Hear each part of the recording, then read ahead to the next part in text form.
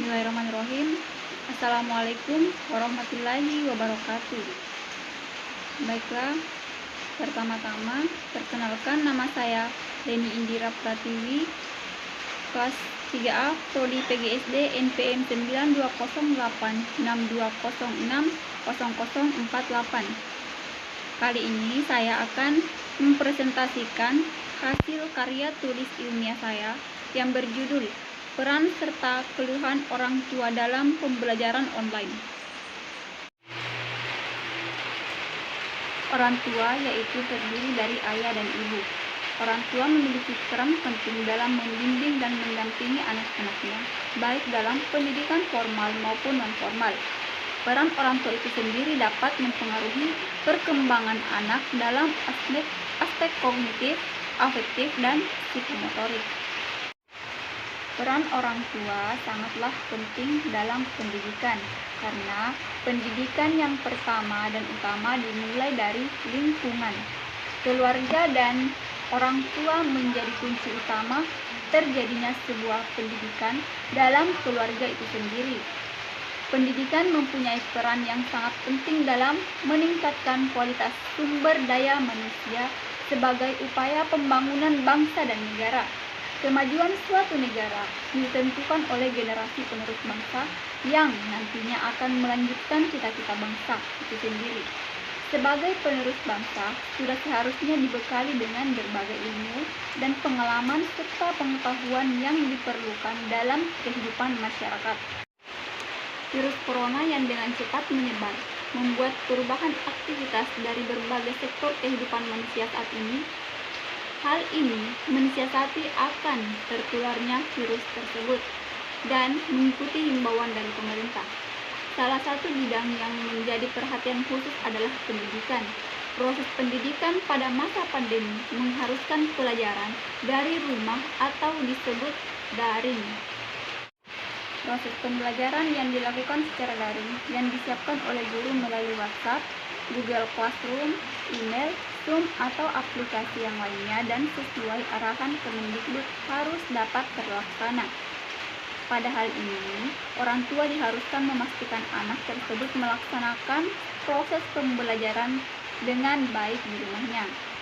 Proses ini juga dapat membatasi kegiatan di luar rumah, berkoordinasi dengan guru mata pelajaran, memberikan edukasi kepada siswa, menerapkan pola hidup bersih, sehat di rumah, dan lain sebagainya.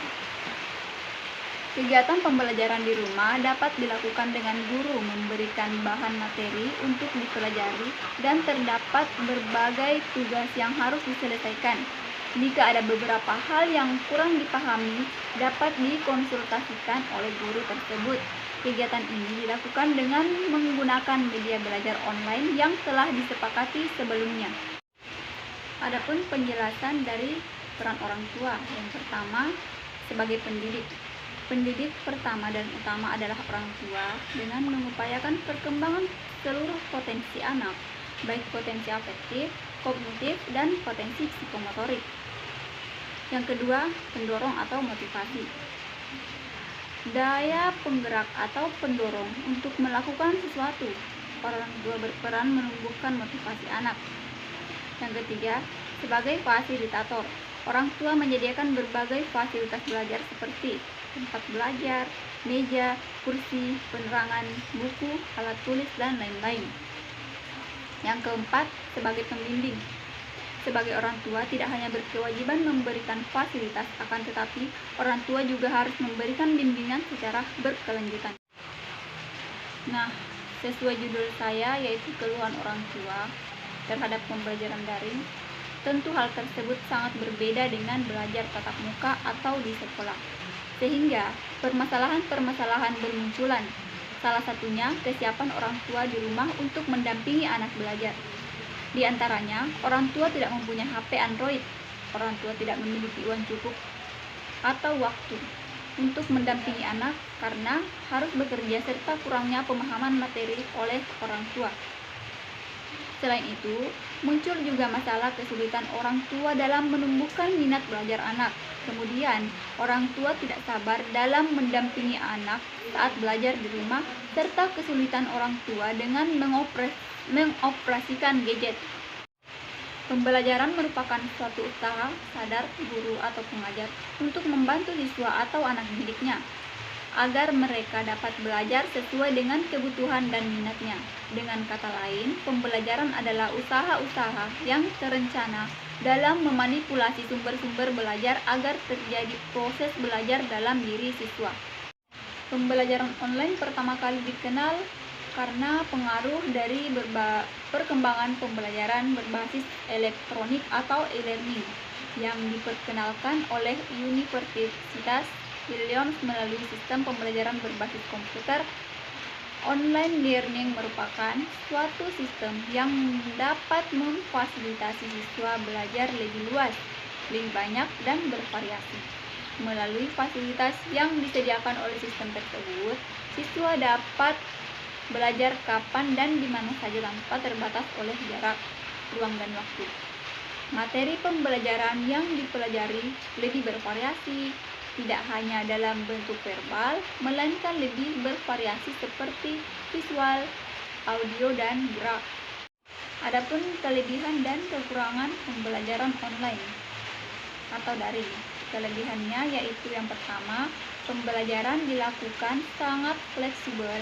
Kita bisa melakukannya bersandingan dengan kegiatan rumah atau kegiatan lainnya.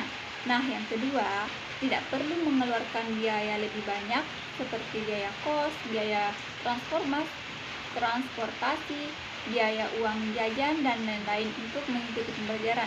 Cukup membuka melalui handphone dan laptop, kita sudah mengetahui apa saja sekiranya yang akan dilakukan di kelas hari ini.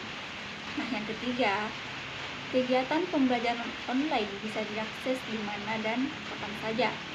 Nah, yang keempat, kegiatan pembelajaran online menuntut kita untuk mempelajari hal baru yang sebelumnya belum pernah dilakukan seperti Zoom dan Google Meet, mengupload tugas di Google Classroom dan e-learning, serta pemanfaatan media sosial untuk pemenuhan tugas.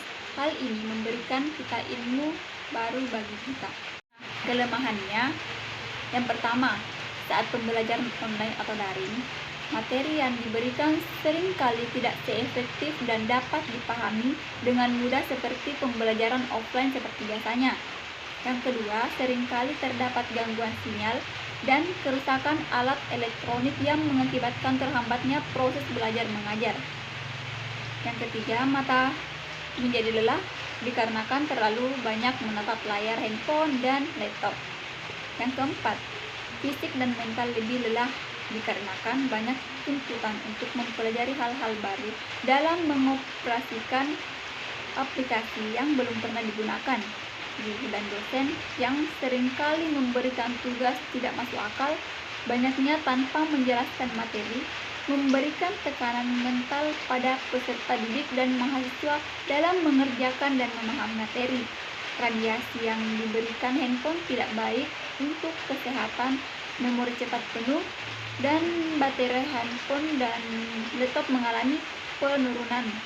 Kesehatan daya baterai karena digunakan terlalu ekstra dan dari biasanya.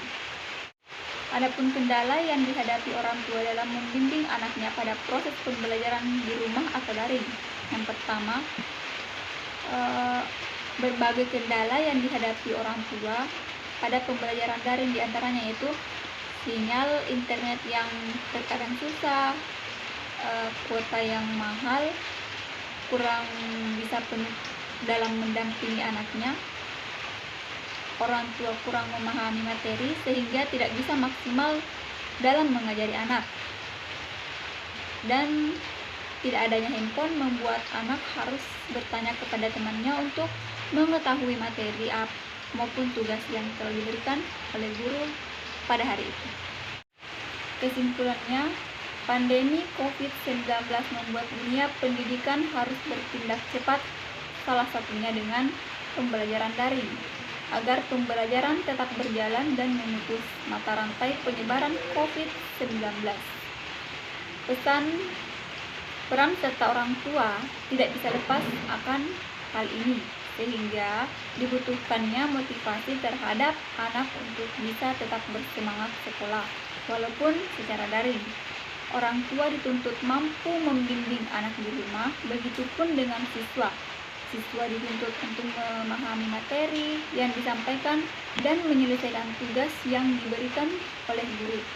Diperlukannya koordinasi yang baik juga antara orang tua dan guru.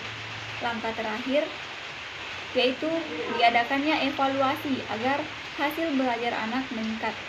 Berbagai kendala yang dihadapi orang tua pada pembelajaran daring diantaranya: 1. Sinyal internet yang kadang susah. 2. Kuota yang mahal. 3. Kurang bisa penuh dalam mendampingi anaknya. 4. Orang tua kurang memahami materi sehingga tidak bisa maksimal dalam mengajari anak. Nah, yang kelima, tidak adanya handphone sehingga perlu bertanya kepada temannya secara langsung. Itulah tadi hasil karya tulis ilmiah saya. Kurang dan lebihnya mohon dimaafkan. Wabillahi taufiq wal hidayah. Wassalamualaikum warahmatullahi wabarakatuh.